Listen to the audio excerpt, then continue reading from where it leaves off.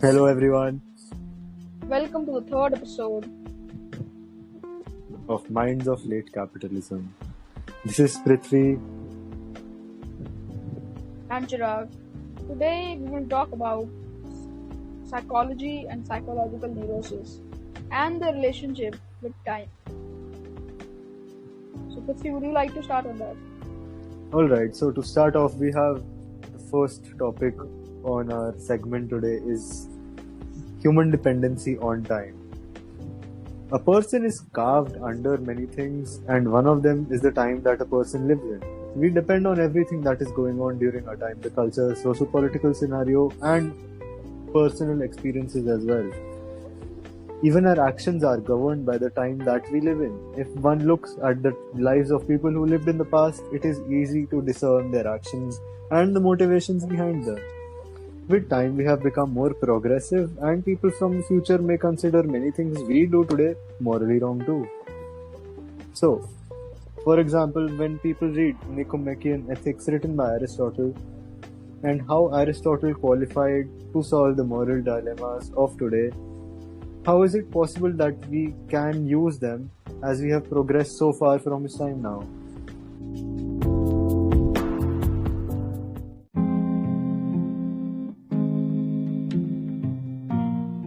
Aristotle considered slavery as something necessary for enjoyment. He considered women as subjects to men, but higher than slaves. His mentor Plato's views were much civil. He thought women were equal to men in rational capacity. I believe objective morality can exist, but for it there needs to be compassion driven.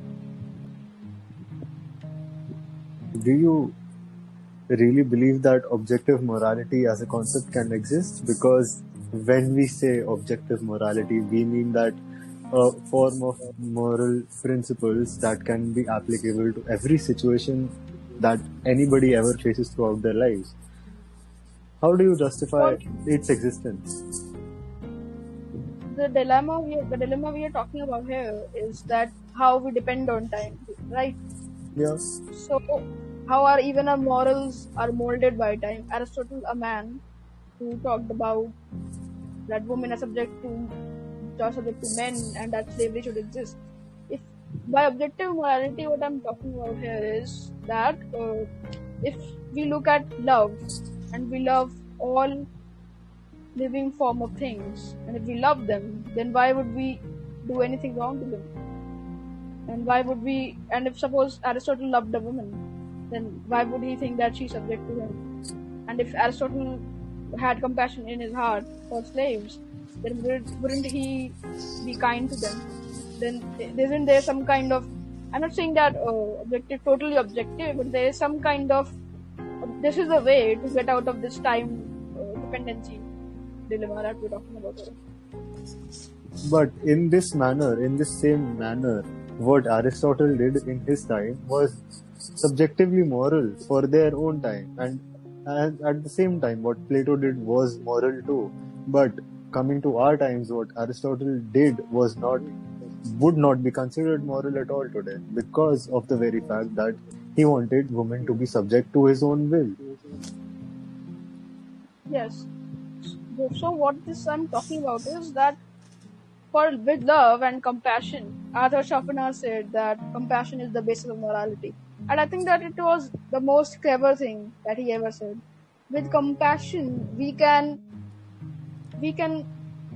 go ahead of time, right? And like, suppose you may have heard this, that Marie Curie, the first woman to win Nobel Prize, she was first not nominated for the prize, and her husband was nominated for the prize.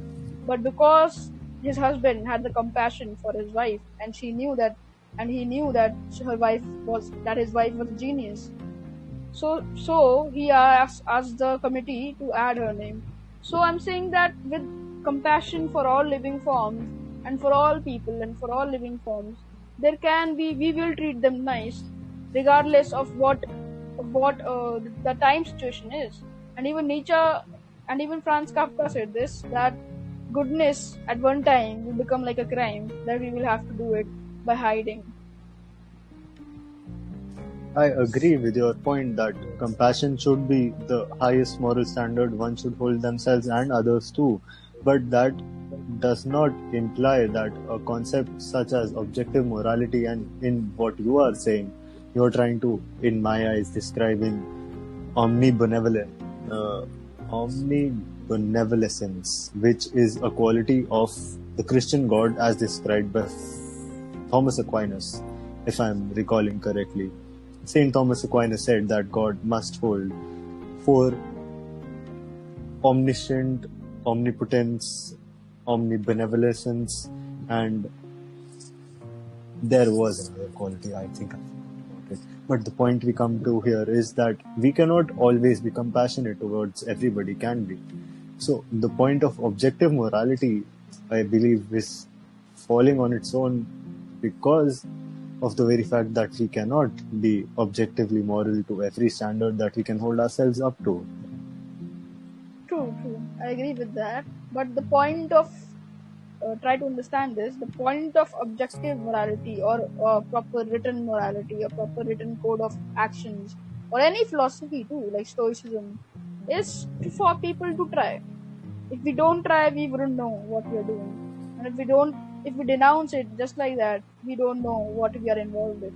So obviously, it doesn't mean that if 10 days I'm acting on a good behavior, and then one day I am wrong, I did something wrong, doesn't mean that I am an immoral person. It means that I am human, and so it doesn't mean that that doesn't denounce the objective of morality, but rather because we sin, because I wouldn't say sin, but because we do bad things, that is why it is essential for morality to exist. Yes, I agree that morality must exist in this manner, but I believe that what you are trying to convey with the idea of objective morality is that there can be a written set of rules based on compassion, perhaps, that could be followed in every given situation, and the end result would be morally upright. Is that correct, or would you like to make a change to that definition? Yeah, my definition for this time dependency scenario is the only way that we can leap ahead of our time is if we keep this compassion true to our heart for all living things. But I try to So define objective morality, and you are, I believe, going on a different tangent. Would you like to describe more about what you're talking about? this is what I talked about first. Hello. Hello? I'm saying that this is what I really said, that what objective morality should be. That we should, instead of reading ethics, the first thing is that we should strengthen our compassion and to be taught that every living being should be treated with compassion. And I think this morality would be the strongest of all morality. But do you believe But that right it would be objectively moral at every point of time to be compassionate to every being that we come across to? Because objective morality does not imply that it would be applicable to one situation and not to another. Rather, it implies by its own words and terms that it is objectively applicable to every situation possible, right? Objective means without subjectivity, without any presupposed ideas of a situation. So how can these ideas seem incompatible to me? But let's get on with the podcast, I would say. One last thing I would add is that I cannot say, of course, that it is for every situation, but for most of the situations, I may say that it will help us to get out of our subjectivity, and this is how that this will be the most strong morality, perhaps even more whatever that religion teaches us or ethics teaches us. This would be if we really go on with this form of morality for love of all living things, then this would be the most strong morality, and it would help us to get out of the time leap that we find ourselves. I do have more to say, but perhaps we can have a debate in a different episode. Going forward, any good man with a love for humanity will see that women are humans and equal to men, and slavery should not exist despite the time they exist in. It is difficult to do that, so we must not live by any religion, culture, societal rules, but with humanity. Being humane means having compassion for all life forms. Compassion must be superior to all other things because religion, culture, and societal rules change through time, but love for humanity and life does not. Now, moving on to psychology, would you like to go ahead? Okay, so we have established by this time that people depend on time, and even our morality depends, whether it is subjective or objective, it depends on time. Then perhaps, psychological neurosis is also affected by time. To state more clearly, the time within which humans exist greatly influences the psychology of the humans, and it in turn establishes a deep relationship with the neuroses, which are bound to become common within that time. The many socio-political economic systems that have existed throughout the world were all separated by various factors, but the common denominator to be found is always the human. When seen in such a view, one can easily discern the reason behind the statement.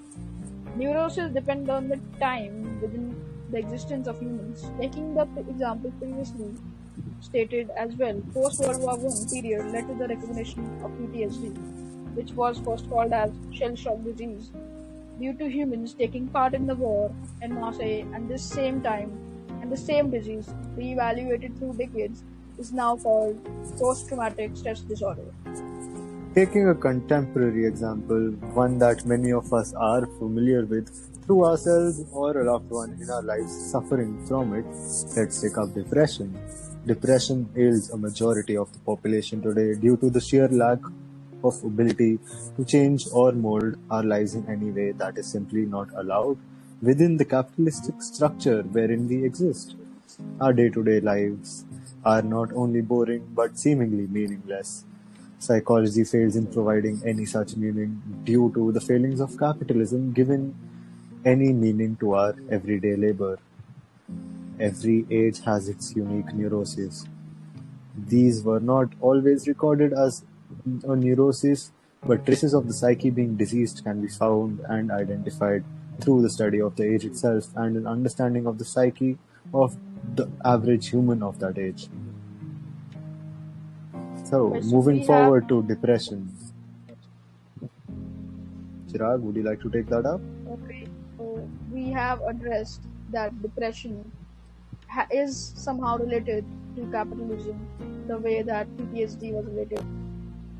So let's talk about the surge in depression cases today.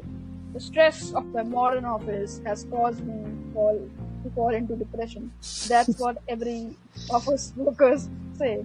So well, Hey, depression we has many. got to mention who quoted that. Michael Scott, man. Michael freaking Scott said that when he was on a roof and it was a difference for that you need to watch The Office. Well, depression has many causes like past traumas and life problems. But does capitalism have something to do with the neuroses? You may be skeptical here and you have every right to. If you are made to believe through your culture that everyone out there is working to become someone special, popular and rich, but by the time you are in your 40s, you are doing a monotonous job and climbing an arbitrary corporate ladder. Your dreams have slowly shattered, yet you have more financial responsibilities and you find yourself in a perpetual struggle. Life then again becomes totally about survival, and any happiness you get is obtained out of products. But material pleasure can never replace meaning. There is pleasure in today's life, but less and less meaning. We are made to believe that we can do whatever we want, that capitalism gives us free will. But capitalism is a market economy, and if there is less demand in what you want to do, you cannot survive by doing it. Humans yearn for meaning in what they do. We like to feel that we are making a difference, but with the majority of jobs, employees are treated as means to the company's goals or ends. That is, almost always, profits. Let me be honest, even if you do something that you do like as a job, you may hate your job. It is in fact probable that you will. If you like to draw, If you like to draw but you are employed as a full-time painter for your company, then you may dislike it because of two reasons. There will be more work required from you as an employee, and there will be less room for creativity. For example, if I am an artist, let's make a hypothetical situation. I paint for 3 hours using my creativity right now, and I'm also unemployed.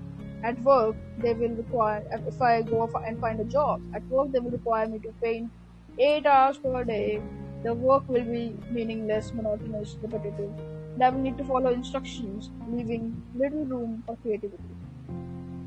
Our worth is measured by our economic output, but even if we reach a good economic output, humans want more than just that.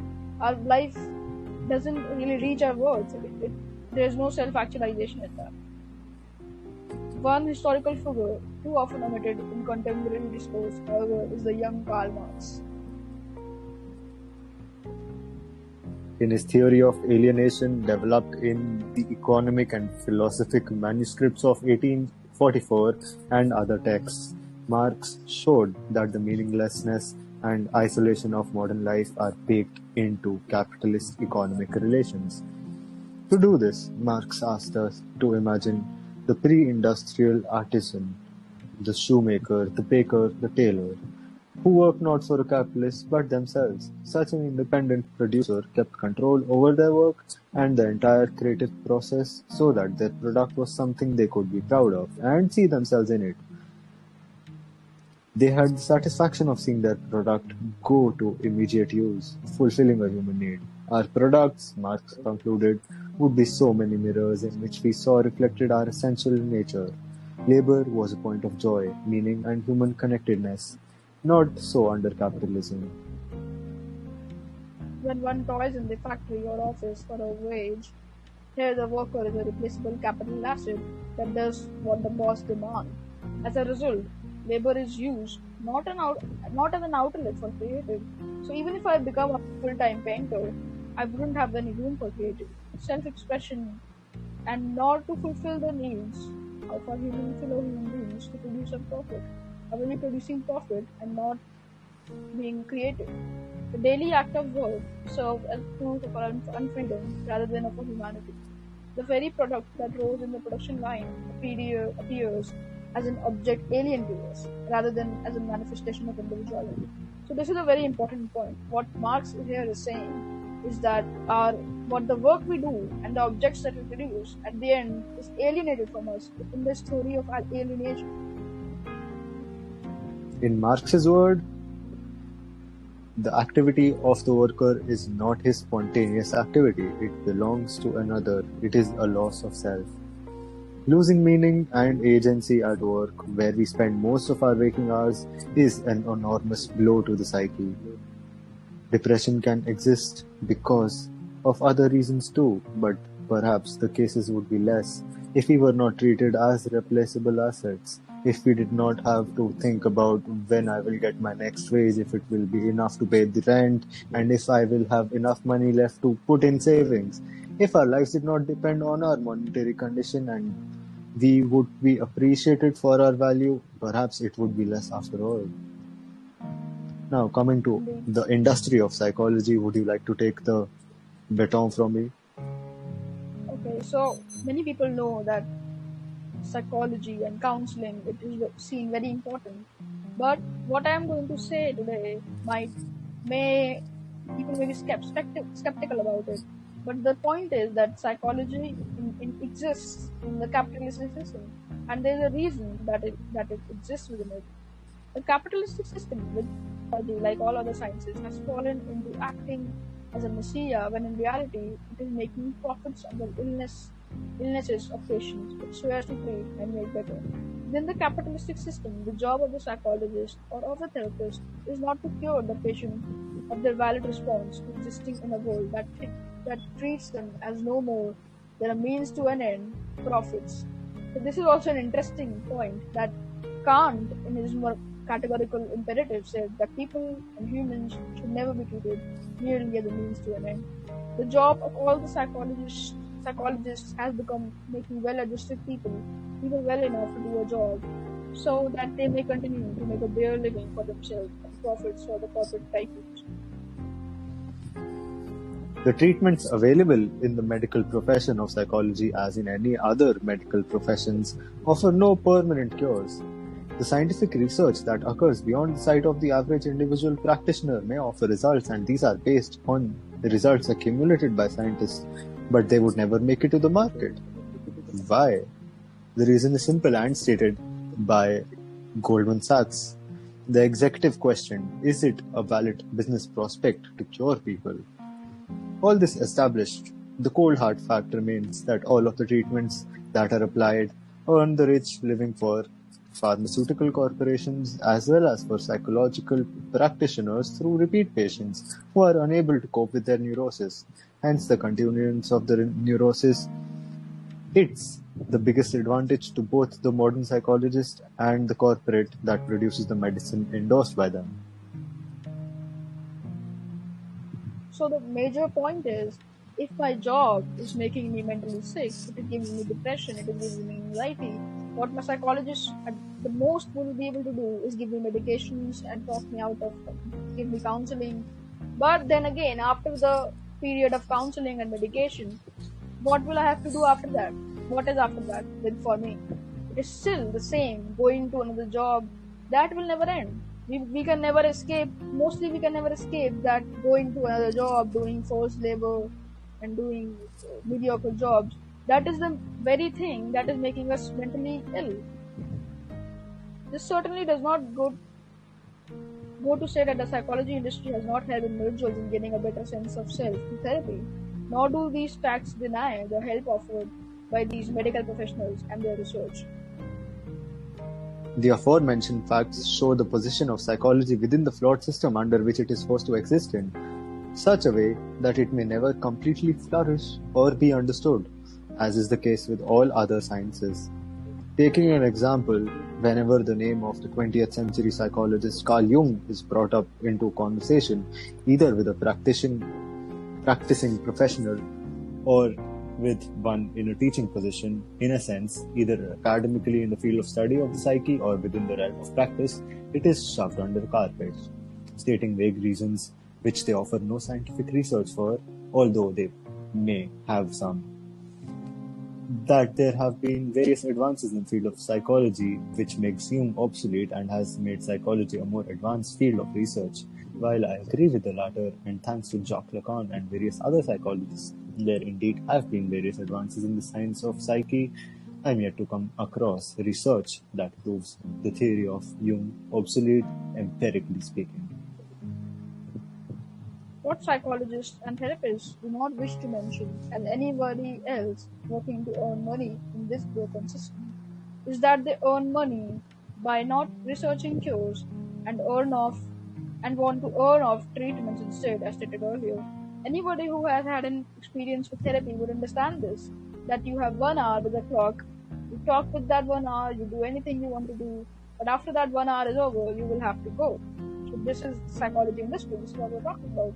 A psychologist, in this sense, is then no different than a factory worker. He has to do his work and then send it over to the next party.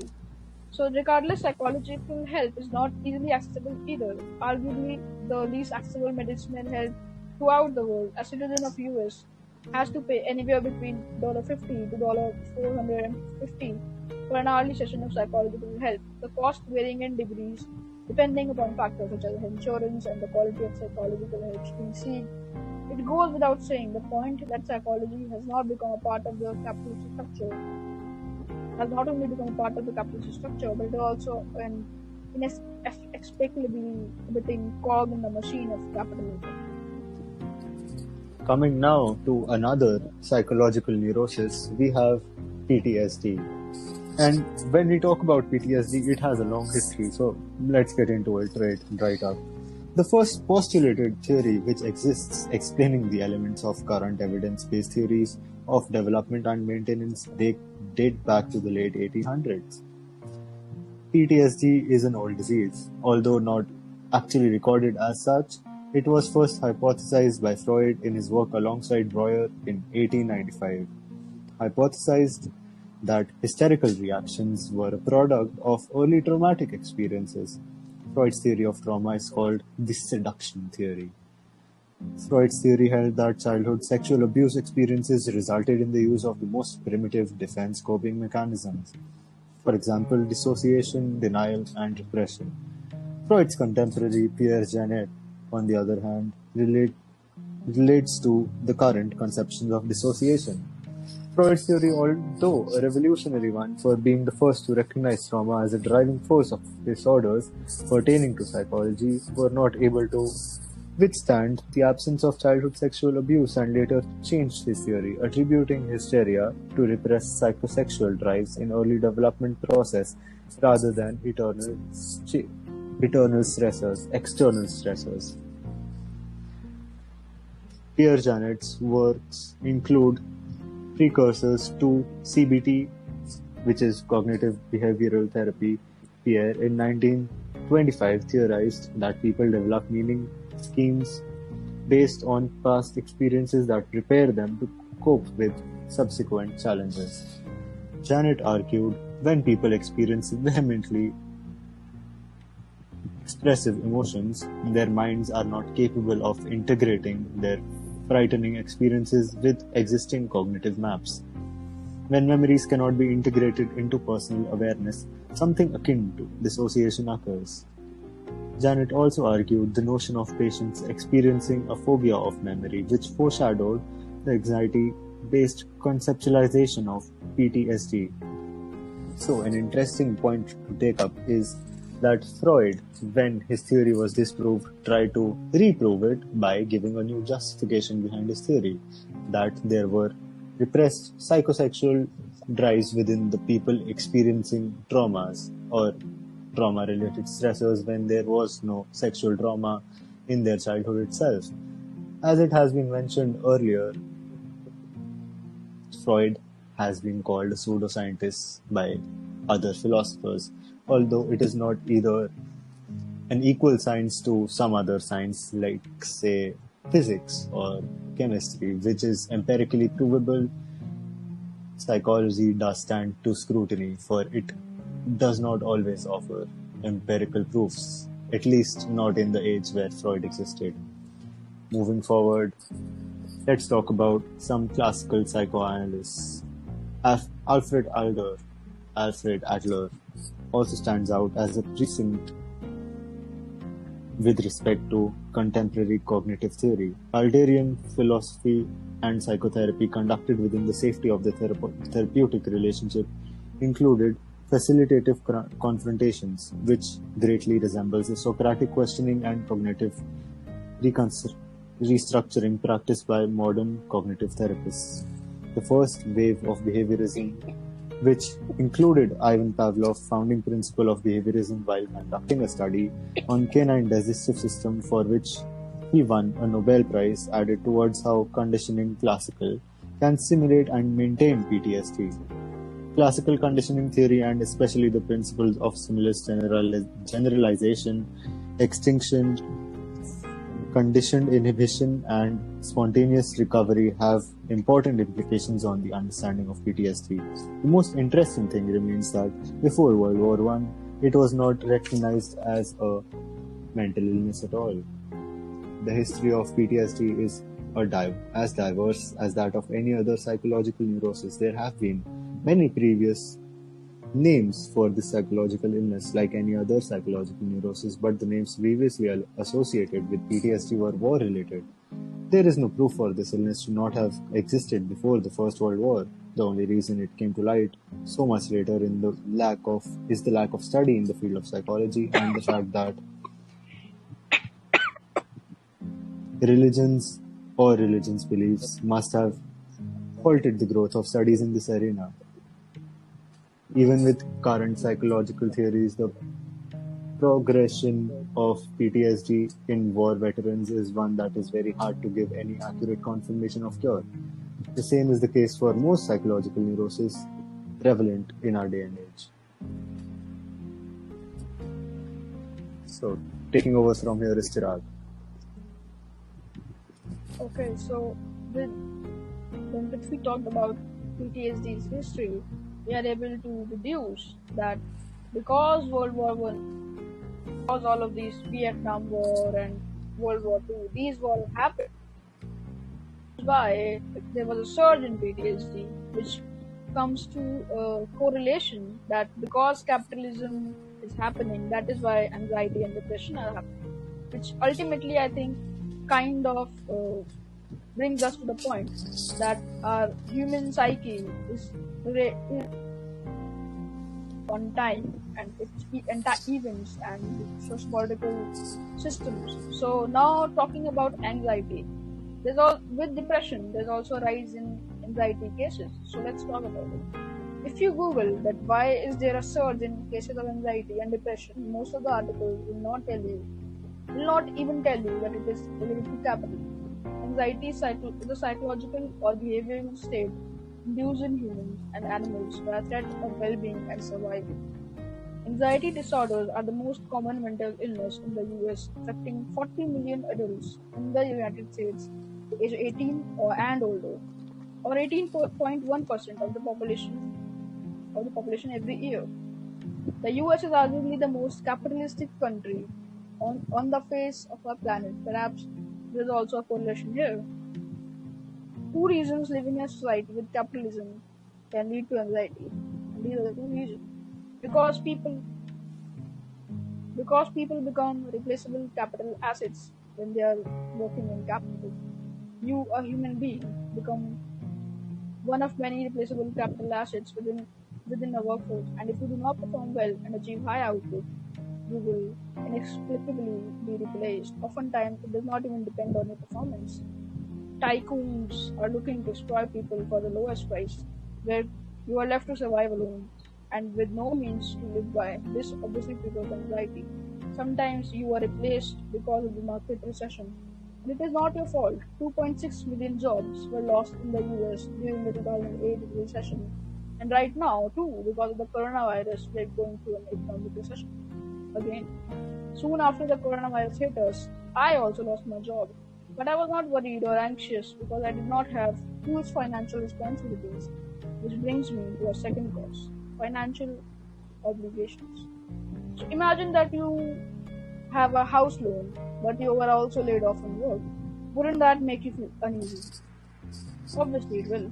Everyone who lives in the world has some financial obligations, like maybe too minimal, like earning your bread and butter, but to payments, and it can be the highest, like paying installments for your house. If you have big obligations, like your kids' high school fees and some installments, you're more likely to be worried or anxious during war, because if you do not perform or give a sufficient economic output, how will you fully fulfill financial responsibility? We are to live this life, so how do we make sure that we do not fall prey to anxiety and depression? The first point here is, don't be just an employee. When someone asks, who are you? It should not be that I am an employee of this company, or that because if I am being honest, the company surely does not care about you. So you should not link your bare existence to them. Have something in your life that gives you a sense of meaning. It can be a hobby, anything else. If your company thinks of you as a replaceable asset, then you should care about them as much as an asset would, which means you should not give any of your time and efforts outside of work hours. Our life is an experience, and the work culture does not add much to that experience. So have something that makes your experience more meaningful and fulfilling. The second point to how to save yourself from depression and anxiety would be that have some limited financial obligations. Of course, now it is not for me to lecture people what they can buy or whether they should buy a house or what they should buy. But the point is that it is true. We can save ourselves from anxiety if we limit our financial obligations. I know this is a lot for anyone to save. There are responsibilities which you cannot save yourself from, like your kids' education, medical costs, especially if you live in the USA, which doesn't provide any universal health care. But try to be careful if you're investing in a house, car. Only buy them if you have a good amount of savings and survive despite being released from your position at work. So, do we agree that capitalism definitely plays a big role in our time that creates more and I more think neurosis for us? I think we definitely gave some good arguments. We talked about the past, we talked about the present, and who knows about the future, right? We do not, for sure.